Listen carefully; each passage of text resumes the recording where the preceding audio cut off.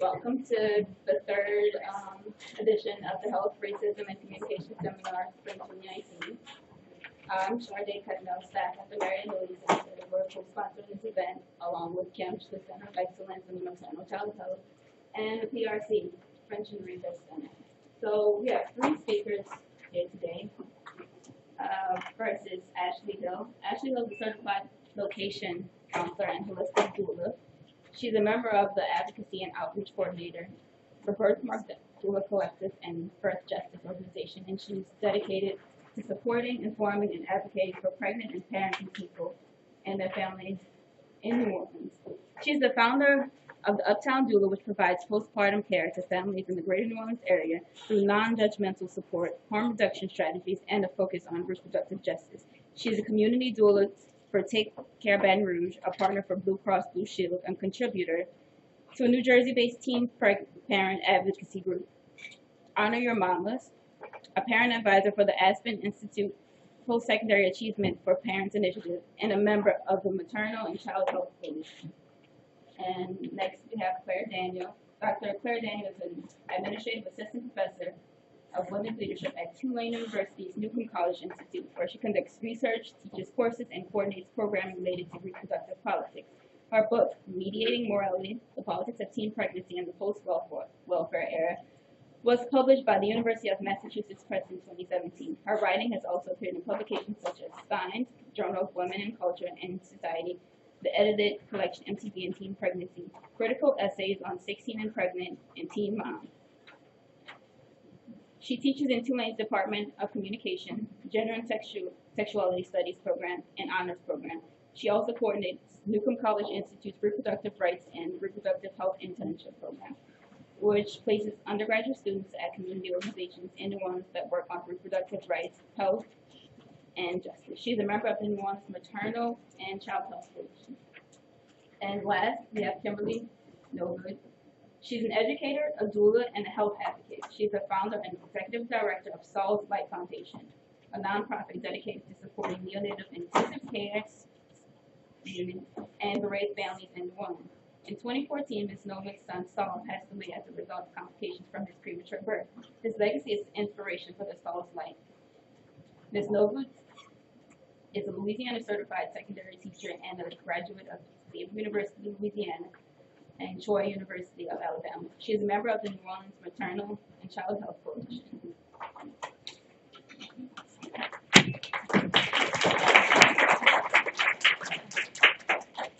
Right, well, I'll start. I'm Clare, and first I just want to thank you all for coming and to thank the School of Public Health for hosting us. It's great to be here, and Shakufa Ramirez for organizing this. I personally am thrilled to be in the company of my fellow panelists and also in the company of the other speakers in this really great series. So thank you for having us.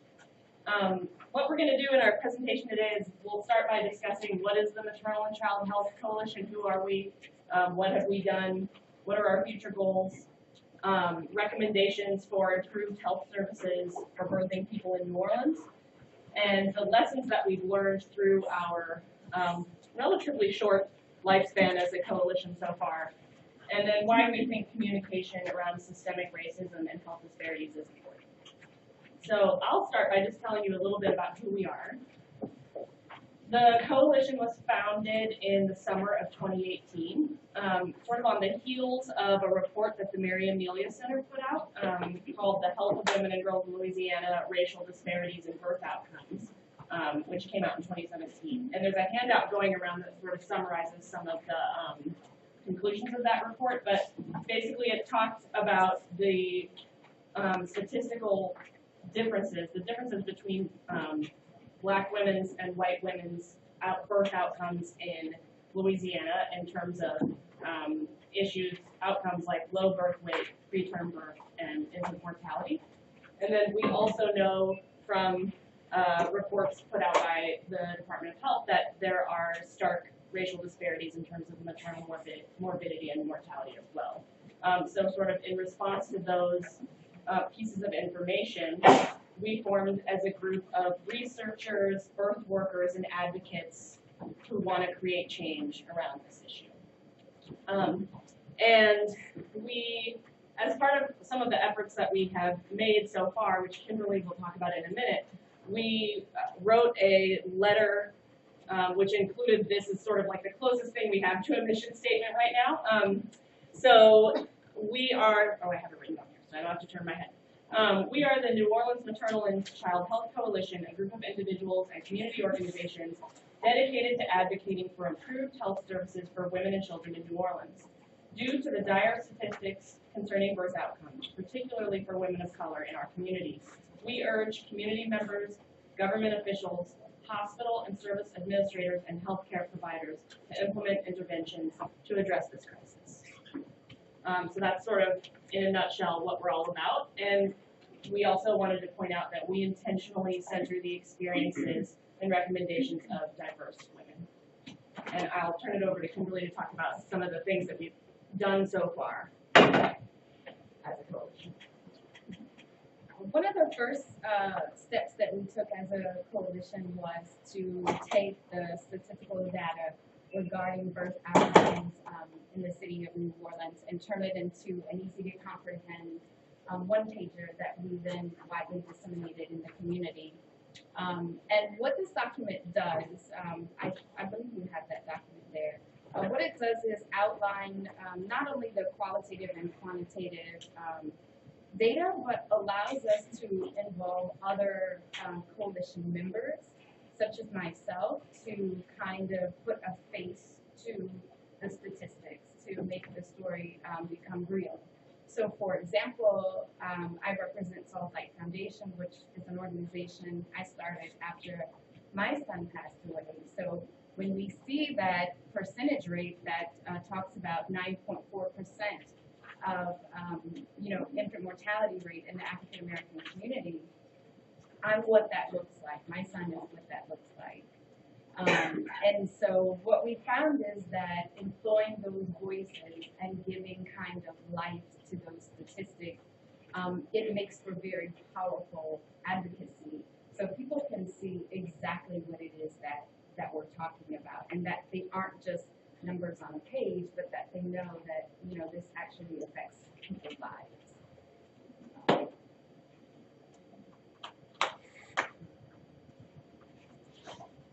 And so the advocacy has given us a greater platform to engage various individuals and community organizations. As Claire mentioned, we're working with birth workers, doctors, doulas, and other community birth workers that include researchers, PhDs and and so we found that their inclusion and their involvement allows us to have a diverse group of stakeholders, and the majority of whom are women, which is an empowerment aspect that is not lost on us. It matters that we are the voices that are, kind of giving life to this work. So we're creating change for women and by women, and so that's something that's very important to us.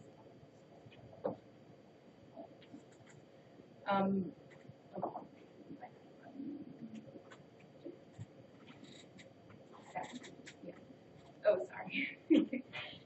So another thing that we've done is taken our mission on the road. So we've presented in front of City Council and spoken with individual council members to kind of create an awareness and a desire for the creation of an Office of Maternal and Child Health. And the employment of an epidemiologist, something that is a big goal of ours, so that there is somebody that is dedicated to tracking disparities and also finding solutions to address those disparities as well. So we're, continuing to participate in public forums such as this. Birthmark, which is an active coalition member, is doing yearly panels and conferences such as the Black Birth Matters, and then the Ain't I a Woman event is coming up in April, and Ashley can tell you about that. Just being able to share our message in all forms is something that we continue to do. And working with grant writers so that we can kind of leverage the support and the community partnerships that we have. And then here we have our future goals. So these are the things that we want to see happen. These, this is where we're going. And so we want to develop a core group of principles that is going to be necessary for participation in the coalition so that everybody knows the goal that we're working toward and is able to communicate that mission. We want to build capacity to work with partners in state government. So right now we're focusing in New Orleans, but we really would like to expand statewide. And we have a lot of involvement going on right now in Baton Rouge. So in fact, we're going to be a part of a health summit that's on April 2nd. And so we can give you more information about that as well. And so again, what we want to do is expand the voices within the coalition, paying particular attention to the grassroots movement, engaging families, engaging the people that experience the health disparities, so that they know that their lives matter and that everybody deserves equal access to health care.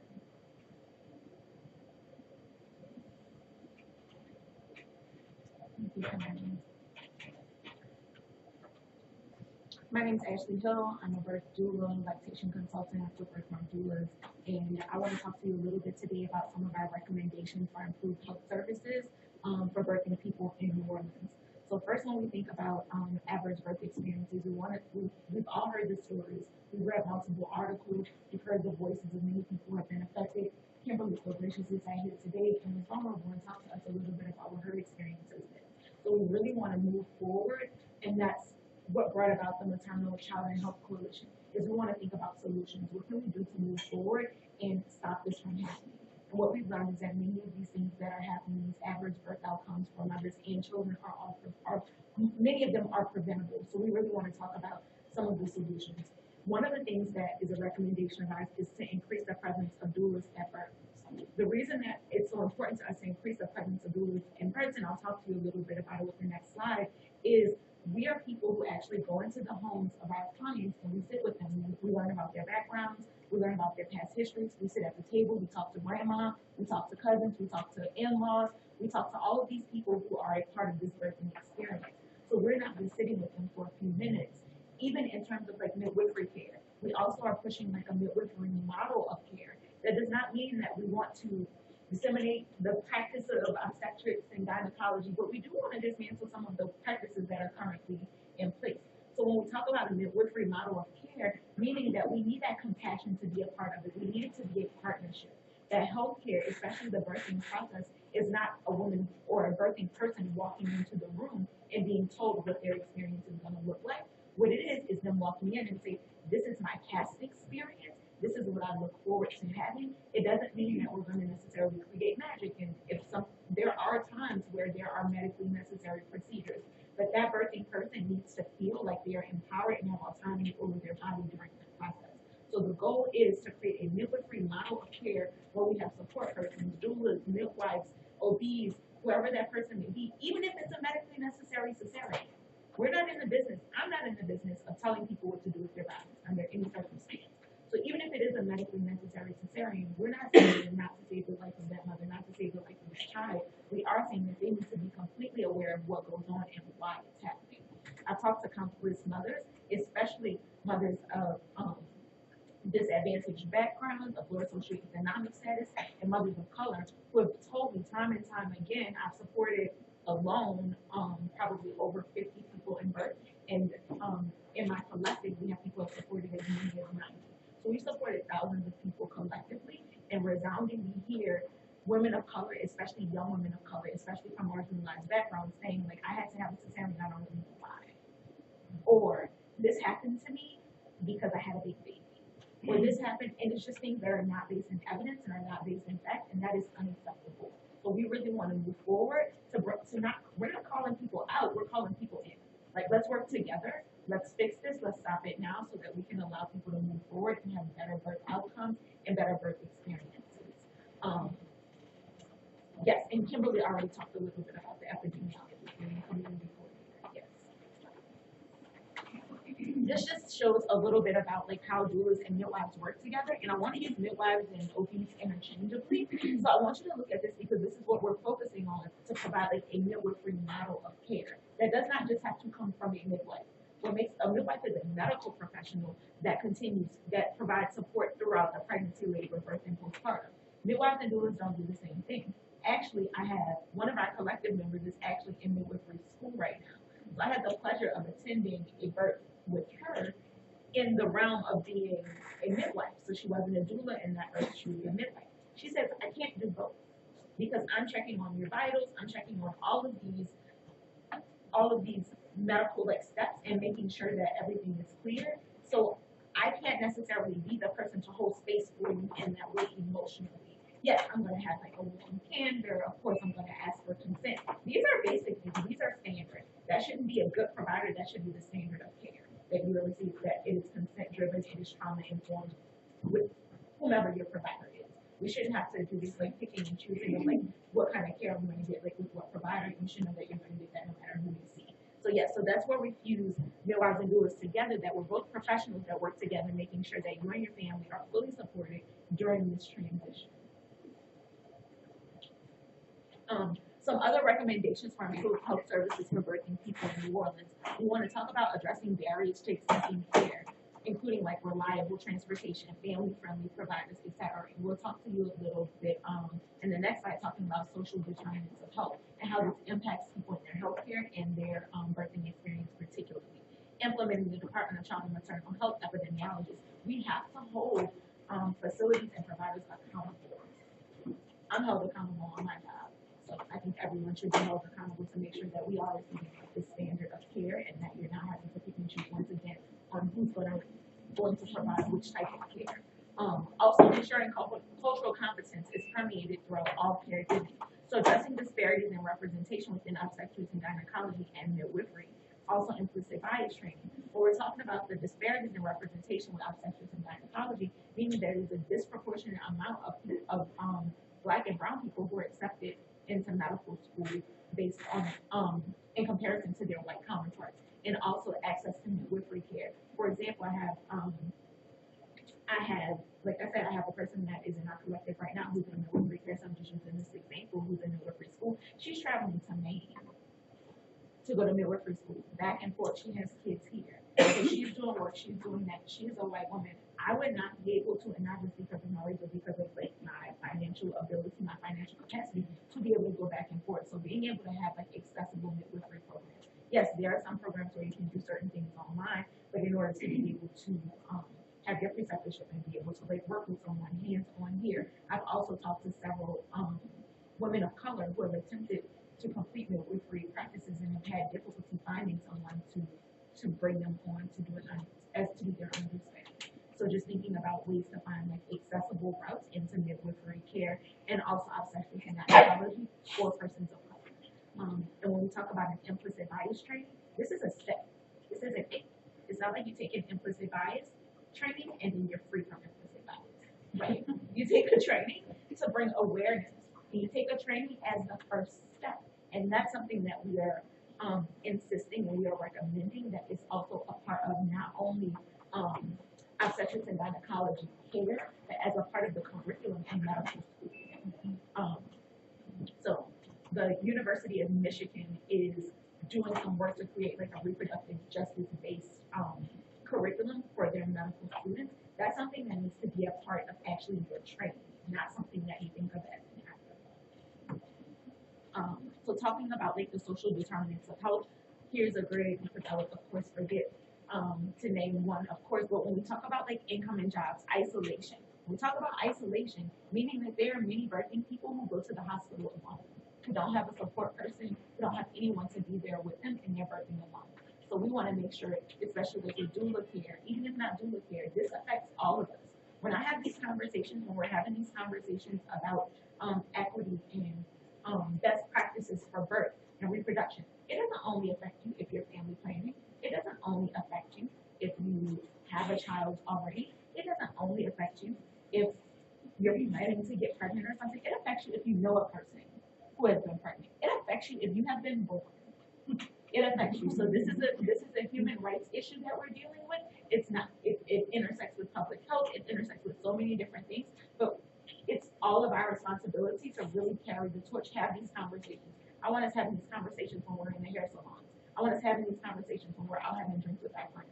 I want us having these conversations when we're at church. I want us having these conversations wherever we are because they're important.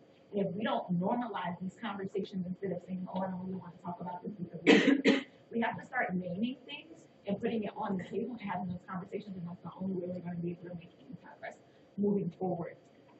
When thinking about hunger, I work with several pregnant people where we're not always doing just, we're not even able to get to, let's talk about doing a birth plan, or let's even talk about what your birth vision is. It's like, I'll be right back. Let me go to the store and get you like some fruit because that makes you healthy.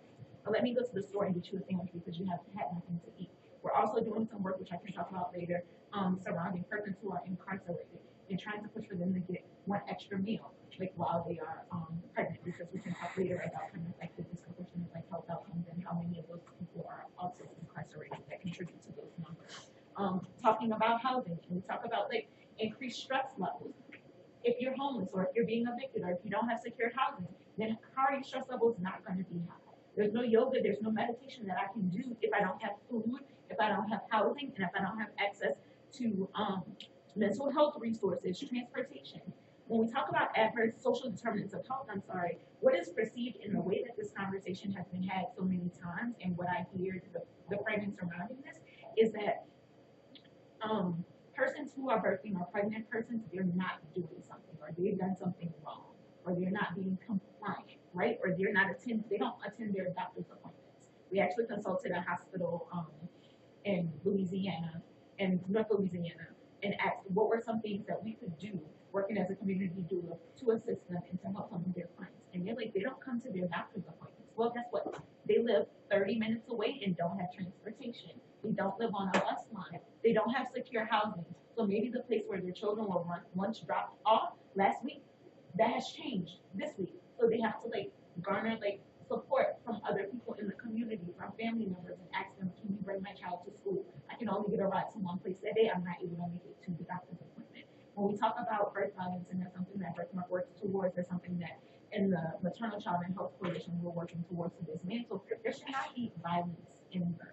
People should not be traumatized or re-traumatized. If we already know that 1 in 3 women has experienced some type of sexual trauma in their lifetime, or sexual abuse in their lifetime, then we can automatically assume that 1 in 3 people who birth have experienced those same have experienced those same things. So in moving forward, there is no way that we can approach birthing without using a trauma-informed model, which should be consent-driven.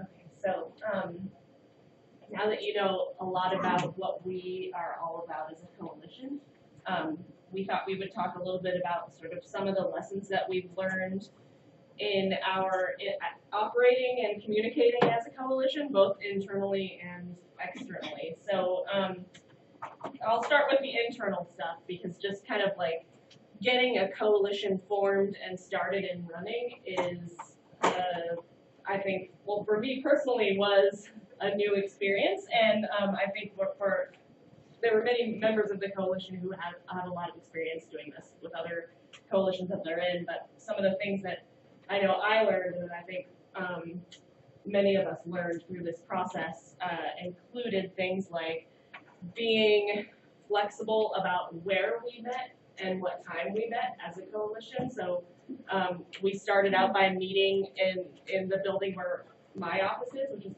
on the Uptown campus at Tulane, which wasn't an accessible location for some of our members, and is also really tricky in terms of parking. And so we eventually learned that we needed to switch up the location and have other members of the coalition host in other parts of town, which allowed different people to be able to come to different meetings. So that then also presents a challenge, because we have I meant to say this earlier, but our first meeting we had 11 people at, and now we have our membership list is at least 55 people long, right? So we never have a meeting where we have all 55 people.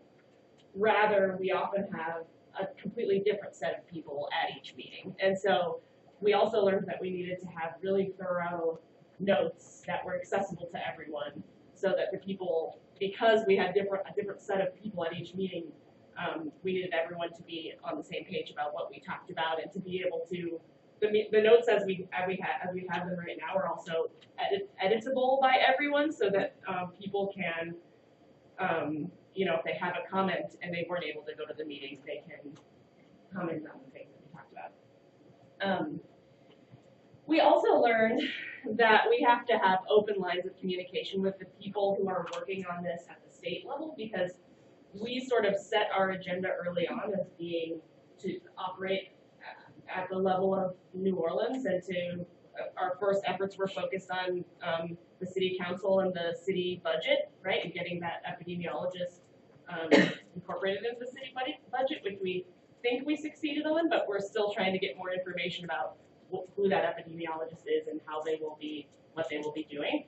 But anyway, so as we were focusing on the city, it took us a little bit to get all of the state actors kind of involved in our conversations, so that we really knew what was happening already at the state level, and that could then inform the work that we were doing and the things that we were advocating for at the city level. So that was another lesson that we learned.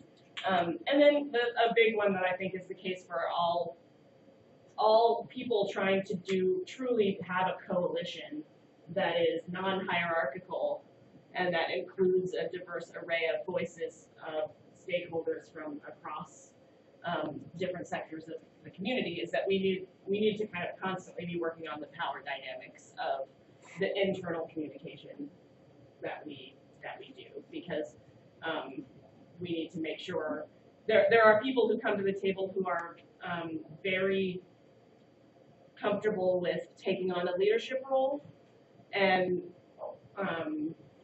there are people who are less comfortable with that, and so being cognizant of that and trying to make sure that everybody's voices are being heard and that assumptions are being checked, because again, people are all coming from different perspectives, and so if we have people working at in city or state government, and people who are doulas and moms and students, right? We have all these different people.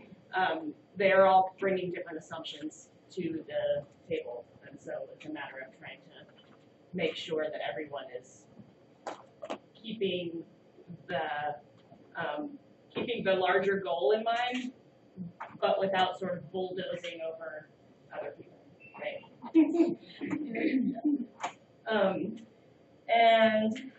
And then the other thing that sort of relates to this question of making sure we knew what was already happening at the state level, which is a lot, right, around these issues, is that we sort of also have, early on, we were trying to figure out, are we a group of outsiders, like people outside the government structures, putting pressure on those structures?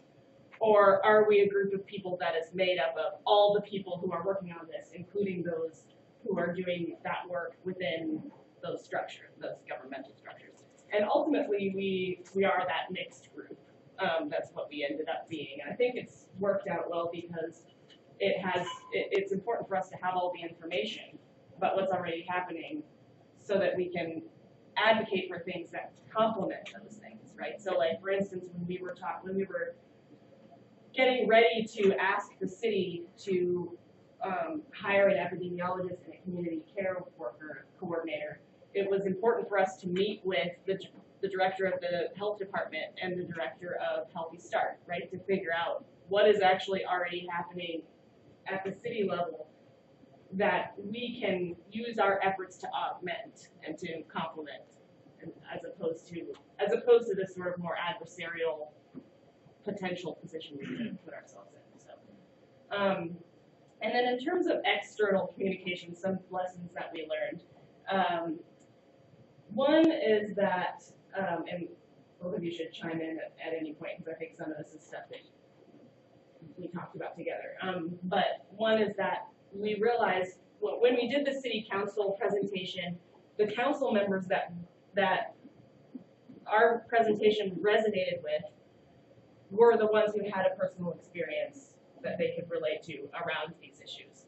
And so what we realized is that the challenge for us is to make it clear to everyone in the same way that Ashley was just talking about, that this is something that can and should resonate personally with everyone, right? So how do we communicate it in a way that actually connects with as many people as possible? Yeah, and I can speak to that a little bit. I think I've heard stories, especially like being in community with Kimberly and so many people who have given birth with desirable and adverse outcomes.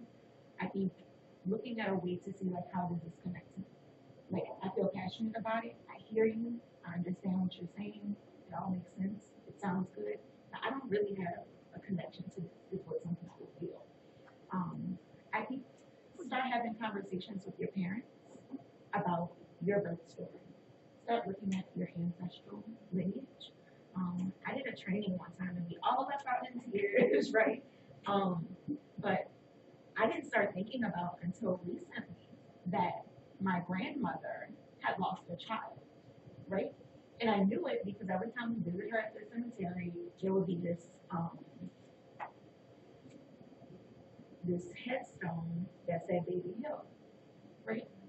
And it was just like Baby Hill, like no one like really thought about it. We didn't have a conversation about it. I never knew what happened. But this is something that I've seen ever since I've been going to the cemetery, which my grandfather was there, so I've been going since I was a little girl. So it's now, I still don't know what happened. I'm in that place. But I'm in this place now of starting to have conversations with people in my family, just saying, what happened to Baby Hill? Like, what's that story? What's that like? And starting to like listen and say, okay, my grandmother is saying these things. Maybe this was, and then looking further into some stories is that her mother died while giving birth to her.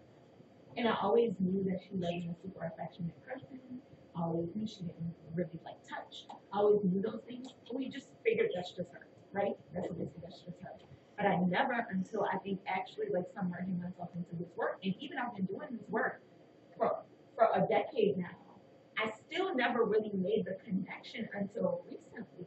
We're like, hold on, like there's a story in my immediate family, and I don't really know exactly what happened, but maybe something big. Or having a conversation with my mother about the 3 cesareans that she had because she had a small pelvis, which we know is not a thing, right?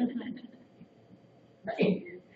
So just having, so maybe you don't have an experience like yourself where you have experienced something individually.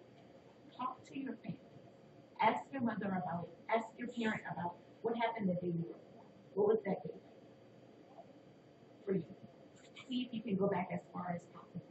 Some of us can go back a little bit further than others. But see what that's like and ask those stories and find out what happened, not just like to someone that you know or to someone that you're watching on TV, but in your own backyard. And I think that's important for us to make. Yeah, I would like to reiterate, and something Ashley says all the time, and we all kind of chuckle because she's right. If you've been born, this issue affects you, right? And so we're talking about issues that affects families. If you come from a family, or you have a family, or you want a family, these are issues that affect you and will affect you at some point, right? And so I think, one thing that our coalition is doing is bringing those conversations and those communications that we have, whether it's with our families or with our girlfriends, is bringing those conversations to the forefront. Because, maternal and child health is kind of having, it's in the spotlight right now, but it actually needs to be something that is in the spotlight now, but continues to stay in the spotlight because it is going to affect us all at some point, right? So if you've been born, if you have a mother, for example, if you are a child, these are things that matter, and so we can't just let it be like a falling star, one thing that rises one moment and then the next moment we're on to the next thing. It's unfortunate, but even in 2019, things are not getting better.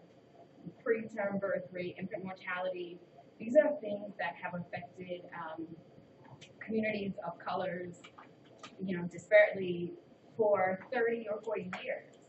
We are still in that same place in 2019 when we're at the height of technology and innovation. Why is that? So we need to have continued conversation, and continued communication on these issues. Another sort of lesson that we learned from the city council presentation that we did was that we need to create more literal visibility around what we're doing. So we had the kind of unfortunate situation of having our presentation be scheduled on the same day as the breast cancer awareness presentation to the city council, which could have been a complimentary thing, but I think we came away with the impression that it was disadvantageous for us because they were so coordinated and so big and so pink and had decorated the room, you know, and NOPD officers like all wearing pink banners, which like we agree that we think that that presentation probably just should have had like their own platform because it's such an important matter that I think it's hard to hear that. Right, and I think also they don't normally have two similar types of issues being presented to them in these special presentations before their actual meeting, and so it was also just like a really heavy thing to have both of those presentations on the same day, and also we were after them and they went really long. So, but that's not a lesson for us. Anyway, the lesson for us is that we need to coordinate our visibility better, right? So like we did bring people with us to be there and support, but we weren't all wearing the same color, for instance, and we could have maybe drummed up more people, and we could have maybe had med students with their lab coats on come and sit in support of what we were doing. So we kind of learned that we can be more strategic in terms of the visibility aspect of our communication strategy. And then we really just have lots and lots more to learn. So I think like I personally am constantly learning more and more about this as we develop as a coalition, and we know that we still have missing voices, like we haven't gotten everybody that we should have involved, and and also that there's so much work already being done on this that we need to we need to support that work as opposed to reinventing the wheel, and so that's sort of a constant thing that we're working on. And to look to what's happening in other cities, other states, and even other countries on this issue, that we can sort of take those ideas and promote them here is another thing. And then I think we have one more set of points we want to make, and then we'll open it up. Yeah, so we want to talk about like why is effective communication about systemic racism and health disparities important. So one, we want to talk about like supporting voices that are not being listened to but should. When we say about supporting voices that are not being listened to but should, is one, we want to think about like just women as outliers in general, and specifically Black women. So there is still a perception that Black women do not feel as much as non-Black women. So what happens, what that looks like in real time, it's documented, like it happens, it continues to happen, is that you report like an uncomfortable sensation or like a headache or feeling like overwhelmingly hot, right? And then someone like says, oh well, like that's normal, and they'll dismiss you for whatever reason. Or let me give you like a Tylenol or an Aleve or something like that. And this is in the hospital, this happens, right? And then we find out that person is even having an aneurysm, or their blood pressure is too high, or they're hemorrhaging. And these are things that could be prevented if they were just listened to. And I always say, no one knows your body better than you. There's not one person with any degree, with any qualifications that knows your body better than you do. Because how long have you had your body? A little bit longer than they've known about it, right? So I always say, I use this kind of superficial example, but I know that I can go to the hair salon and have something, someone will use a product that may work for everybody on my hair, but it does not work on my hair.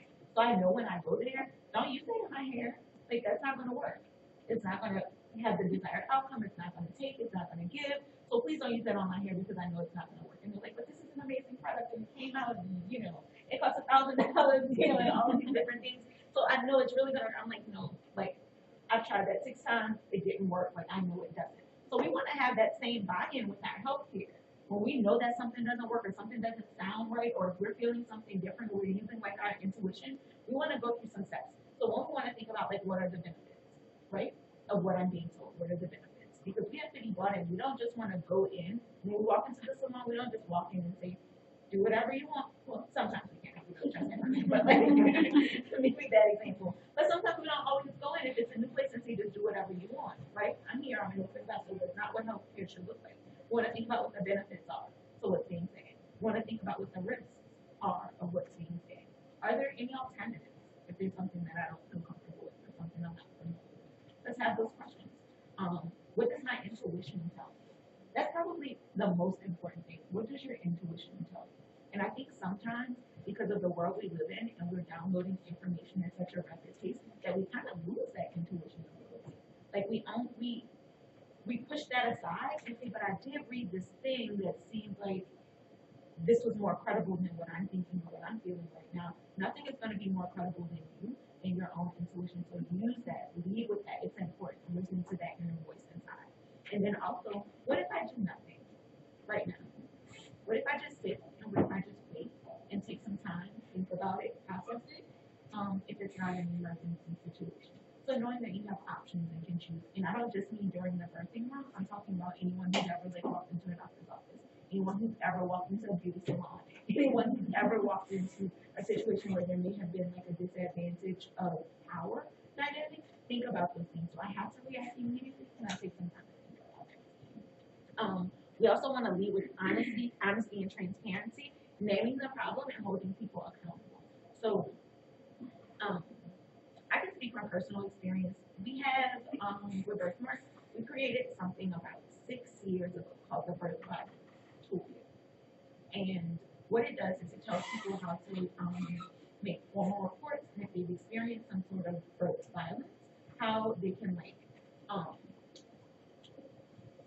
move forward in those things and what steps to take, what reports, how to write a letter, like all of these different things.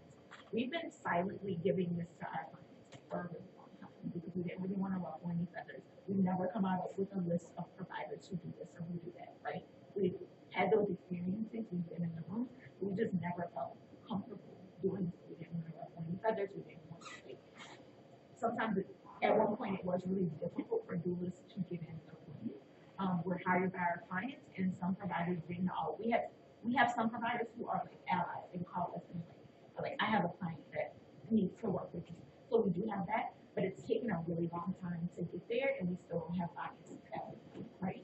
We had some people who really felt that like we were coming there to do harm, or that we were coming there to have a birthing person to go against the wishes of their provider, which is never what we're doing. We want to just create like a bubble where we're like knowing that we're all a support team. I'm not there to tell them what to do. I'm not there to tell you what to do because you have your job. We all have our roles. So when I say naming things and holding people accountable, that makes us really uncomfortable, right? Having some of those conversations. It is.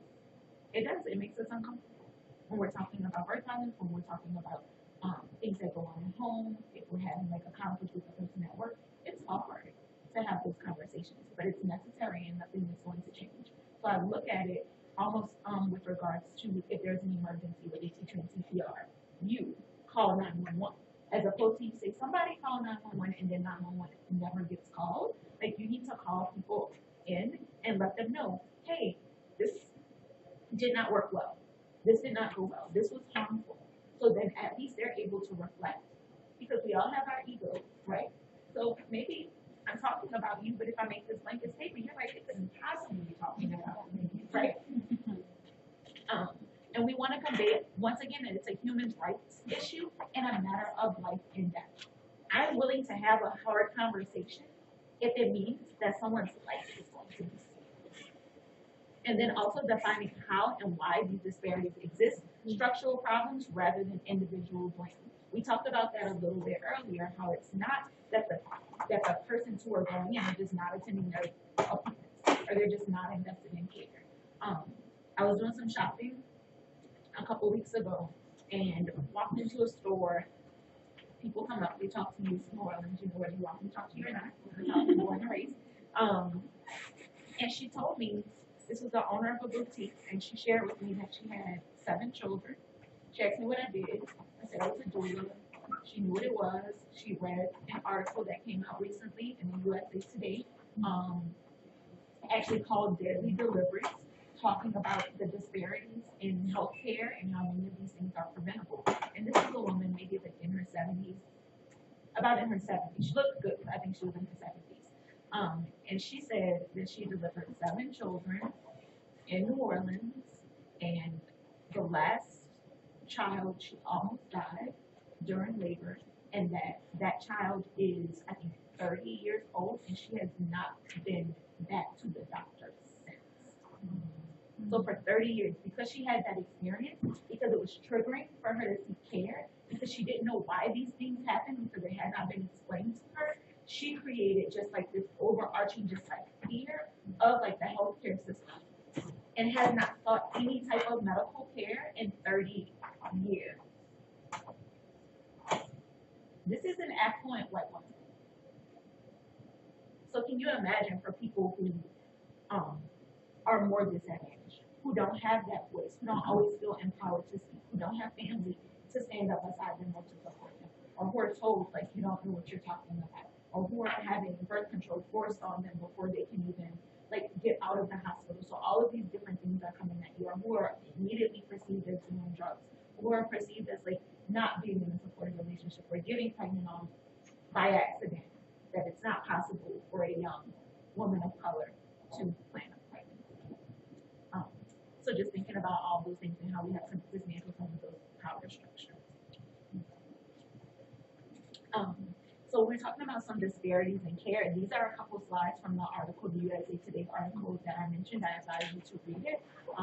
Type in USA Today, maternal mortality, daily deliveries, whatever, like it'll come up really quickly. It's been all the buzz. So talking about disparities in care, how there are 2 women that die in childbirth almost every day in America. It's about 700 a year. And it estimates that half of the deaths could be prevented if hospitals were taking the safety measures, the proper safety measures. 2 of the leading causes of maternal death in childbirth are hemorrhage and hypertension. 90% of the deaths with hemorrhage, with hospitals taking increased safety measures, could be prevented, and 60% of deaths could be prevented with hypertension. Thank you. So we know.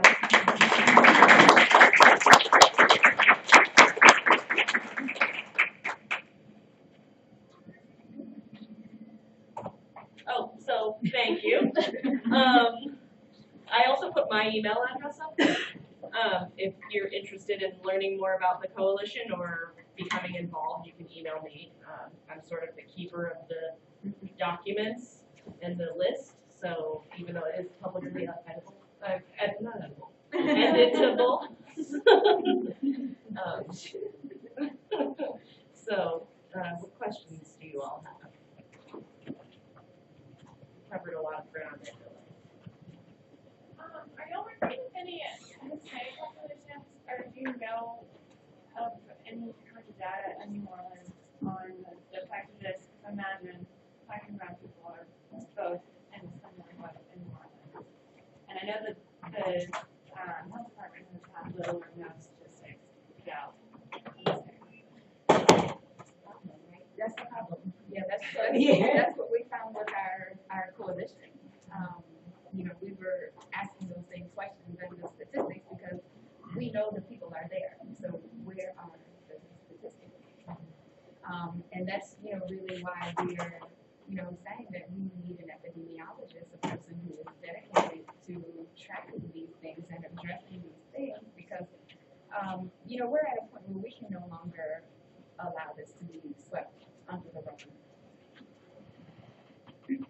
Yeah, so what we think has happened, at least in part as a result of our advocacy efforts, is that there will be an epidemiologist that is jointly employed by the state and the city that will be tracking this data, but we haven't actually gotten the details on, or even really a firm confirmation on the existence of that person yet.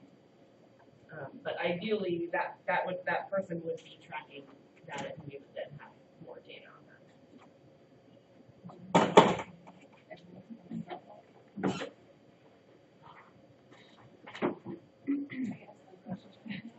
So in asking for an epidemiologist, is that something you see, like, what's the structure within other similar breakout offices?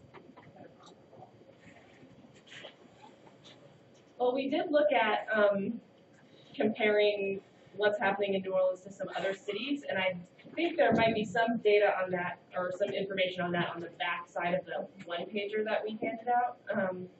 But we see that cities that are really working on this have a maternal and child health division within the city government itself. And so my understanding is that New Orleans used to have one prior to Katrina, and that it actually had clinics and provided services, whereas that wouldn't be the case necessarily with what we were advocating for was a recreation of a maternal and child health division at the city level, but not necessarily for direct provision of healthcare, but for tracking the data and coordinating the resources that exist already. Does that answer your question? So from the outside, yes, but do they have like epidemiologists in other departments? I'm just speaking from what I've seen in researching from and working with the health department. Is like their information is not always consistent. It's not. I don't know who's gathering it, but it varies year to year at the same exact information sometimes. Yeah, I don't know. I don't know enough about. We do have members of our coalition who are like Mary Alexander, the director of the Healthy Start program, is a member of our coalition, and so she has a lot more of that information in terms of like what already exists. But I think that my guess is that this person would probably be doing more than just maternal and child health research, which in some ways is a little bit of a bummer because what we were advocating for was a devoted person, you know. But I don't even know. So don't quote me. It's kind of hard to know. But, yeah. We're theoretically being briefed on it in our next coalition meeting, so hopefully we'll know more soon. Any other questions? I just wanted to ask you, in your experience as a doula, what would you say is like the number one kind of glaring issue that you see in terms of the interaction between birthing persons and providers, specifically those that are born? Like, I've heard that just from people I know who give birth back in Torah or Oshkosh, like one of their main complaints is they didn't see a doctor until like the last minute, that they had no communication. I just want to know if you have like an overarching issue that you see that's very common. Yeah, and I'm hearing like two parts of your question. So big one, I know like with UMC, University Medical Center, while they may deliver at 2-year-old, they don't deliver to our, they deliver at 2-year-old. Those parents do, and I work with like some parents who do. They do not. It's a teaching hospital, and they work with residents, so they do not have a consistent provider, nor do they know exactly like who's going to deliver their baby. I think that is a terrible model. Like I think you should have like at least be able to build that relationship. And no one likes it. Like from the parents that I've supported, like no one likes that unknown with such an intimate process. However, I think you should go directly to and Medicaid like covers like working with the provider. So I think kind of just like being granted like access and kind of like knowing your options where you can reach out to even midwifery care is covered under Medicaid at Oshkosh Baptist, like in their birthing center. So like knowing or just having someone to bounce that off of or have those conversations. That's why we want us all to have these conversations. Like if you go to this particular hospital, this is what their protocol is. And while they may deliver your child at this hospital, you're not receiving care here. But you can reach out to the provider directly. Through recommendations, someone you know, etc. And as long as you get your insurance, and you can see that. And then something I would say that I guess is kind of like a glaring issue, inductions, like, I guess like non-medically necessary inductions. Sometimes inductions are scheduled before my business is scheduled. And what happens is when you introduce like one medical intervention, then sometimes that creates like wait for there to be another intervention, and then like that's kind of like what puts you on the path to like a non-medically necessary cesarean, because what your body is going to do is it's going to mimic the stress.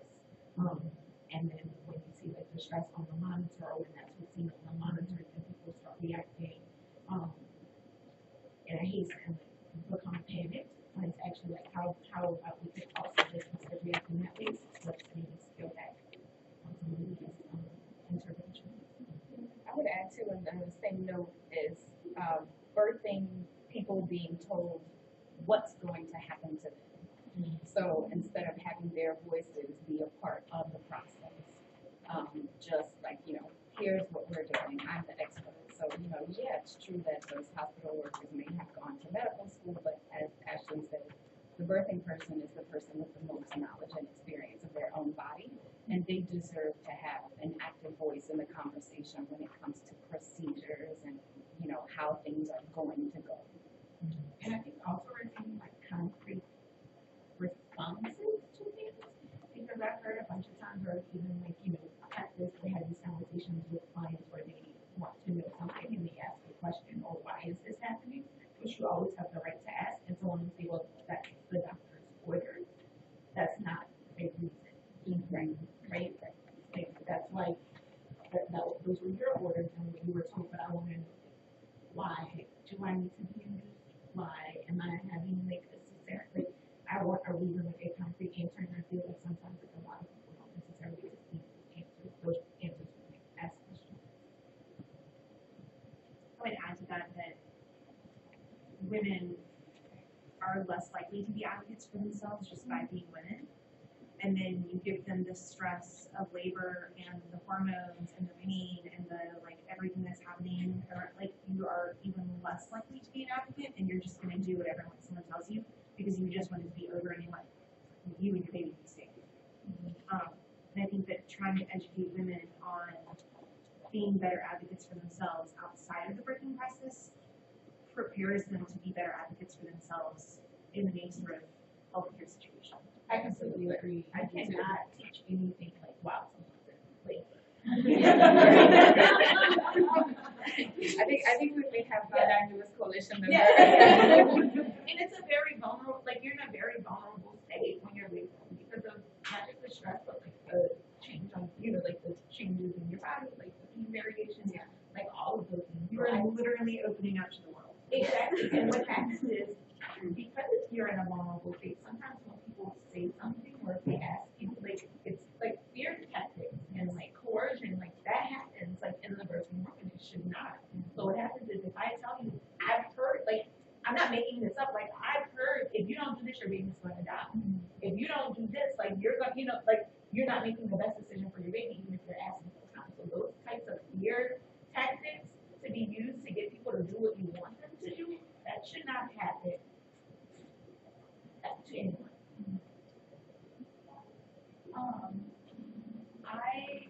It's really been interesting to me sort of the response to USA Today article in different circles that I participate in. So with my CLC pad and in that world, and in my public health world, and then in sort of my white mama's world, owning that that's part of my experience too.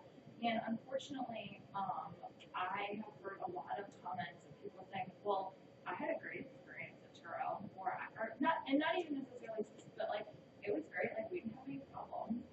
And I guess for me personally, as a professional, but then also in terms of coalition building, I'm curious your advice on what is the conversation when that's the type of comment that you're getting, and holding space for people who have had loss and trauma, and at the same time saying, well, yeah, that is your story, but I don't know, it just feels to me sort of like it's taking away from other people, but at the same time, that is good that they had a positive, what was positive about it? So I find myself really sort of push-pulling against that, and I'm just sort of curious about your thoughts on that. And I kind of want to go back to our slide where we talked Because, about and that. I ask because I think it's important for everyone, like you said, to be part of the conversation, not just people who have a history or personal experience with something negative, even though an astounding number of us do. Maybe you don't have any of that familial or personal history, but still you should be at the table. And I think the same thing, and even I want to like just give a brief example, like with you being with the CLC as well. I know I talk to parents all the time, and sometimes like in the CLC world, you'll get like referred from like friends of people, so you end up working with like groups of friends or groups of family members.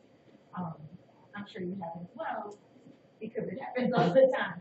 But I've worked with people where they're like, I'm just having such a hard time, but my friend isn't like, you know, like she's having just such an easy experience with nursing, and like I don't know what's wrong with me. Like, and then I'm like, oh, I can't say it, but I'm like, I was at your friend's house last weekend. That's how that's all, you know. So it's like, people completely forgetting or like not wanting to be vulnerable or not wanting to be, you know, open with people and sharing those things. Also, we know that with the disparities in birth, and I'm going to address specifically how to answer that question because I've had to answer that question since the article has come out with several clients, but the numbers are disproportionately Black women, right? So when we say that, this is not even related to like their level of education or social economic status. Serena Williams, Beyonce, like it happened to them, and they can buy the best care possible. So it's like if it can happen to them, like this is a human rights issue, and it is rooted in racism, is what's happening. So people are not being treated, or they're not being perceived as having these experiences. So speaking to what you said, I'm going to give you a blunt answer, and then I'm going to give you like a conservative answer. The blunt answer is, as a white woman, as an uptown white woman, I don't really expect you to ever understand the experience of a Black woman. Whether she is poor or whether she is affluent, you're not going to ever understand the Black experience. And because the Black experience is different with each person, there is not like this overarching, like this is the Black experience for me. What I can do is have open conversations and check myself. And that's where it's like checking your own body. So it's like, this is my experience, but it's like, I'm also like a white woman. I'm also, a white woman. I also maybe have a male partner. All of these things. I also may be married. Like, I also may have health care. I also may have transportation and access. I also may have a sitter for my other children when I come to the doctor. So we're building like all of these layers like of privilege, which can like affect your experience. Sometimes people are treated differently. Well, you didn't come to your last 2 appointments, so I'm kind of going to have an attitude with you when you get there, right? But maybe I didn't come because my other kids, I can't bring them to the doctor's appointments, and I didn't have anyone to watch them. Maybe I didn't come because I didn't have transportation or my car broke down that day. Or maybe I didn't, for all of these reasons, it doesn't mean that I'm not investing in my health care, about my health care. So I think just kind of like checking that. And some people, I think you can only have a conversation. You can't truly like make. Yeah, I really wish we could. But I think just continue having those conversations, continue to like name the problem and hold people accountable and calling people in and saying like, hey, like I disagree with you. Like this is the experience. Some people have lives that look different than you. Some people have experiences that look different from you. That doesn't mean that I want white women to have traumatic birth experiences. Some of them are. Like if you look at the data, like it's not just like women in general, like you said, like a lot of times like are not listened to and are disempowered like when you walk into the room. So when you add also being black, also being poor to that, like that just kind of like what like I said, just kind of like build like those power dynamics. So I say just continue to have those conversations, continue to stand your ground, and you're probably the best person to have those conversations in your circle. Just to add on to what she said, I would also just tell you that like, white people say that kind of stuff all the time. But, well, I thought that police officer was really nice. And I'm like, well, I didn't because I'm black and they treated me differently.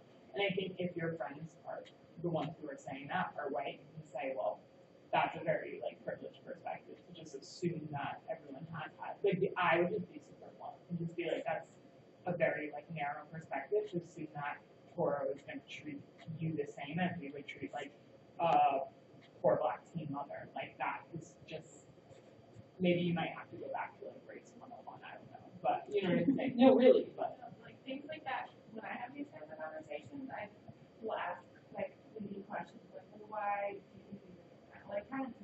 or not can. Yeah, but, yeah, because sometimes they'll just shut down if it gets too blunt. I'm like, depends on who you're talking to. But I appreciate that. Are there any more questions? This is more questions about the MCH coalition in general. Is it, does your review encompass other maternal child coalitions besides just this birth experience and the early super early childhood? I think as of now, no. Would you agree? I mean, Yeah, right now we're really focused. Postpartum dualism in the coalition? What's that? You don't have any postpartum dualism in the coalition? Yeah, so, the way, so I work as a postpartum doula, but we do like full spectrum doula work. We have to like include postpartum like as a part like of our care because what was happening is like just needs were not being met. So like, I think like most of the doulas that are in the coalition also do postpartum.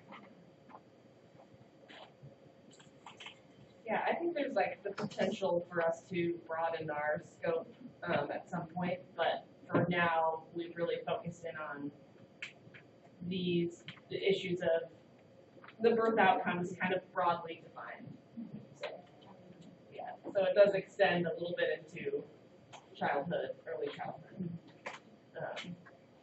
But I mean, ideally, we're coming from a reproductive justice lens, that looks at these social determinants of health and incorporates support for policies that address them too, right? But I think our main focus is on really directly this set of issues. Right, and we do recognize that it's a continuum, and so just like you were saying, reproductive justice is like, at the beginning of the maternal child health work, so. Any more questions?